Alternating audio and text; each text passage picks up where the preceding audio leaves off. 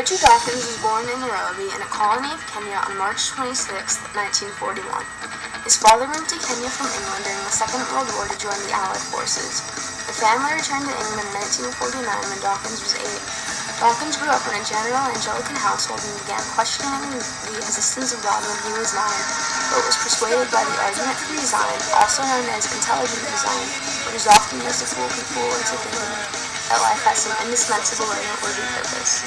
In one of Dawkins' books, The God Delusion, Dawkins rather rigorously debunked the root of religions, including the argument from design, leaving the notion of the God sounding rather daft. Along with being an author, Dawkins is now best known for his gene-centered view of evolution, his introduction of the main concept, his advocacy of atheism and rationalism, and his criticism of religion. As an evolutionary biologist first and an atheist second, 8 of the 10 books Dawkins has written explain natural selection in some sense, while his other 2 books incorporate it in one way or another. In The Selfish Gene, Dawkins' first book published in 1976, Dawkins describes how genes are being selfish, because genes that get passed on are the ones whose consequences serve their own implicit interests to continue being replicated, not necessarily those of the organism, much less any larger level. Basically, according to your DNA, your interests should only be those that benefit yourself and your offspring as they follow your bloodline and have some of your genes, and being kind to others are the misfiring of your genes. Dawkins isn't implying that you should be unpleasant to others because that's what your genes say at the biological level.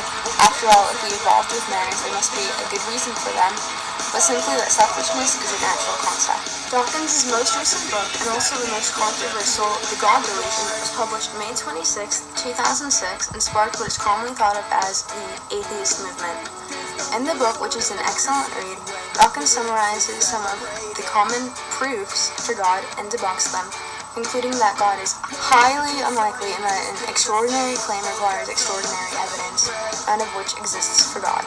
He also elaborates into the roots of religion, points out that as humans, we don't need religion to maintain morals, goes as far to say why religion, especially in the form of childhood indoctrination, is child abuse, and eventually describes ways to escape from religion. In doing so, he makes a compelling case that belief in God is not just irrational, but also potentially deadly. This book, which has sold over 1.5 million copies and has been translated into over 31 languages, prompting atheist awareness worldwide. The Atheist Bus campaign, which started in the UK with "There's probably no God, now stop worrying and enjoy your life," printed on the side of buses, has spread throughout Europe and will be coming to the US when there are enough donations. The L campaign, which can be read about on Dawkins' official website, richarddawkins.net, encourages atheists to come out of the closet so people can realize they're much greater in number than one may think. Richard Dawkins is probably the author of the 21st century that has had the greatest impact on society. Sure, there were the Harry Potter and Twilight crazes, but those were fiction and this is science. Dawkins has been at the forefront of promoting rational thinking, which is fairly important in my opinion. Along with being an epic author, Dawkins was the Charles Simonyi Professor of the Public Understanding of Science at Oxford University, but retired in 2008.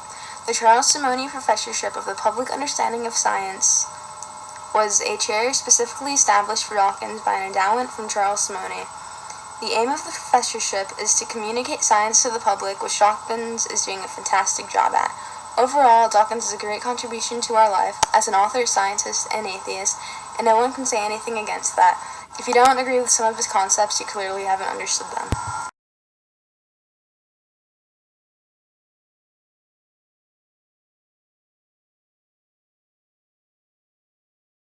Write a book like this for a while. My American agent about 6 years ago said, "Don't even think about it, you will never sell that in America." Things have changed. 6 years of Bush, and I think America is ready for an attack on religion. Britain? Britain always has been, and I'm just sorry I didn't write it before.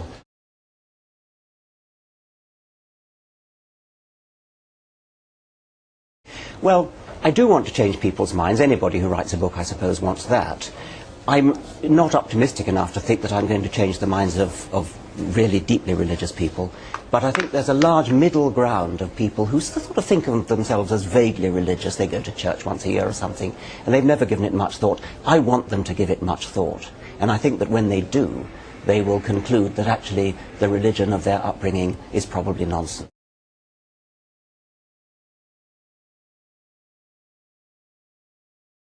Well, I think it would achieve a much less cockeyed view of the universe. I think people would be able to look out through open eyes at the world, at the universe, at humanity, and see a more realistic picture of the way it is.